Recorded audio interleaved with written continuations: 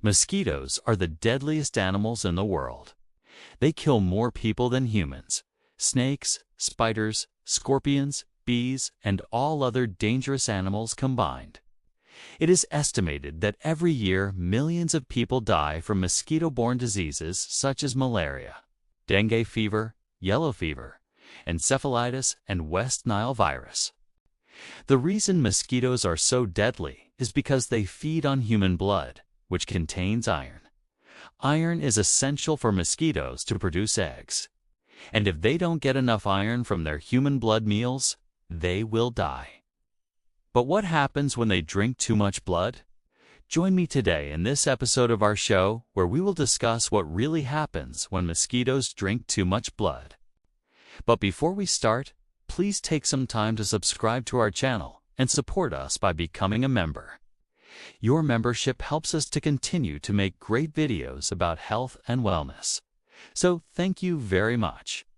In order to understand what happens when mosquitoes drink too much blood, it is important to first know how mosquitoes work. A mosquito's body is made up of three parts: the head, thorax, and abdomen. The head has a pair of compound eyes, two simple eyes, a proboscis, and a pair of antennae. The thorax has three pairs of legs and two pairs of wings. The abdomen is where the eggs are produced. When a female mosquito bites a human, she injects a small amount of saliva into the wound. This saliva contains proteins that prevent the blood from clotting. Then she sucks up the blood through her proboscis and stores it in a special stomach called a crop. The crop is a thin-walled sac that allows water and other fluids to pass through easily. Once the mosquito has drunk enough blood, she flies off to find a place to lay her eggs. She may lay hundreds of eggs in a single batch. The eggs hatch into male and female mosquitoes. The females are the ones who drink blood. The males feed on plant nectar. Now, let's talk about what happens when a mosquito drinks too much blood. The first thing that happens is that the mosquito becomes bloated. As you can imagine, drinking too much blood can cause any creature to become bloated. If you have ever seen a mosquito that has been drinking from a honeydew, you will know exactly what I'm talking about. Mosquitoes that have been drinking too much blood are very slow and clumsy. They cannot fly very well, and they are easy prey for birds and other insects. In fact, drinking too much blood is one of the main causes of death in mosquitoes. Another thing that happens when a mosquito drinks too much blood is that it becomes engorged. When a mosquito is engorged, its abdomen is swollen, and it looks like a red or purple bump. This happens when the mosquito's crop is full of blood, and it hasn't had a chance to digest it yet. Engorged mosquitoes are also very slow and easy to kill. The third thing that happens when a mosquito drinks too much blood is that it becomes lethargic. You may have seen a mosquito that has been drinking from a honeydew, and it just doesn't seem to want to move. This is because the mosquito is too full and too comfortable to bother moving. The mosquito may eventually die from being too full. The fourth thing that happens when a mosquito drinks too much blood is that it becomes sleepy. Drinking too much blood can make a mosquito feel very sleepy. This is because the mosquito has just consumed a lot of iron, which is a very heavy metal. Iron is essential for mosquitoes to produce eggs, but too much of it can make them feel very tired. The fifth thing that happens when a mosquito drinks too much blood is that it becomes sick. Drinking too much blood can make a mosquito sick with a condition called malaria. Malaria is a disease that is caused by a parasite called Plasmodium. This parasite is transmitted to mosquitoes when they drink the blood of an infected person. The mosquito then passes the parasite on to other people when they bite them. Symptoms of malaria include fever, chills, headache, muscle pain, and in severe cases, death. The sixth thing that happens when a mosquito drinks too much blood is that it dies. Eventually, all of the things that happen to a mosquito when it drinks too much blood will catch up to it, and it will die. The mosquito may die from being bloated, engorged, lethargic, sleepy, or sick from malaria. There are many ways to prevent mosquitoes from drinking your blood. The best way is to avoid being outside during peak mosquito hours, which is usually at dawn and dusk. You should also wear long sleeves and pants when you are outside during these hours. If you are going to be outside for an extended period of time, you should consider using insect repellent. You should also get rid of any standing water around your home. Mosquitoes breed in standing water, so removing it will make your home less attractive to them. If you are still getting bitten by mosquitoes, there are some things you can do to reduce the swelling and pain. First, you should wash your hands in cold, soapy water. This will help to remove any mosquito saliva that has entered your skin. Next, you should apply a cold compress to the affected area. This will help to reduce inflammation. You should also apply a topical anesthetic to the affected area. This will help to relieve any pain. Finally, you should keep the affected area clean and dry. This will help to prevent infection. So what really happens when mosquitoes drink too much blood? They become bloated, engorged, lethargic, sleepy, and sick. Eventually, they die. There are many ways to prevent mosquitoes from drinking your blood and what to do if you are bitten by one. So be sure to follow these tips. Thank you for watching. If you enjoyed this episode, please give it a thumbs up and share it with your friends. Also, don't forget to subscribe to our channel so you never miss an episode. We would also like to take this opportunity to thank all of our supporters who helped us to make this episode possible. If you would like to support our show, please visit our support page. Until next time, stay healthy and be well.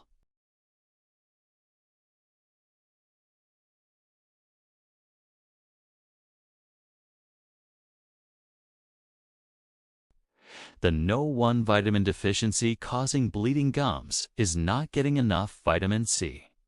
It can also be a vitamin K2 deficiency, scurvy, too much sugar, or being pre-diabetic. But today, we're going to focus on the most common cause, which is vitamin C. Vitamin C helps our body absorb iron. This is very important, especially if you have heavy periods, you're pregnant, or you're just a female, because females require more iron than males do. If your body does not have enough vitamin C, then it becomes harder to absorb enough iron. And the recommended amount of iron that you should consume per day is 8 milligrams. If you don't get enough iron, then one symptom can be bleeding gums. But having enough iron in the body is not the only thing that's required to have healthy gums. It also needs copper. Copper works with iron. There are many different enzymes that involve both iron and copper working together to help keep your gums healthy.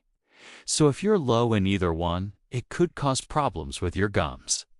Some people will take iron supplements for low ferritin levels or low hemoglobin, but they never take copper with it.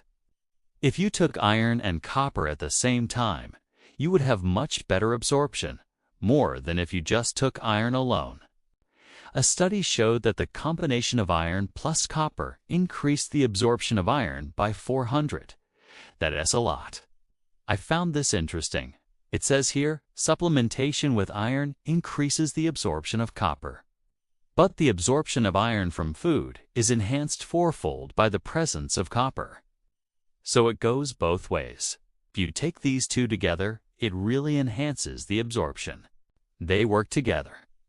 What I'm trying to say is, be careful when you're taking supplements that you always take minerals in ratios. Don't just take one mineral, because that can create imbalances in the body and create deficiencies in other minerals. It's very important to understand ratios.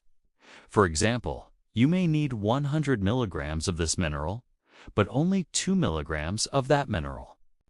If you take more than that, you can create a deficiency in the other mineral. Another symptom of low vitamin C is loose and swollen gums, which can lead to bad breath. Now, what's interesting about vitamin C is that you can actually smell it in your breath when you are deficient in it. You can actually smell it. It's been proven. This is how they diagnosed scurvy in people that had it years ago. They just smelled their breath. If someone had bad breath, they knew that they were deficient in vitamin C. Another symptom is red and swollen gums. If your gums are red, it means there's inflammation. Inflammation is always caused by a deficiency. So you need to ask yourself, what's the deficiency that's creating the inflammation? Well, vitamin C is one of those things. Okay, also, the gums will start receding when you're deficient in vitamin C, as well as a lot of other nutrients. But I think vitamin C is probably one of the top ones.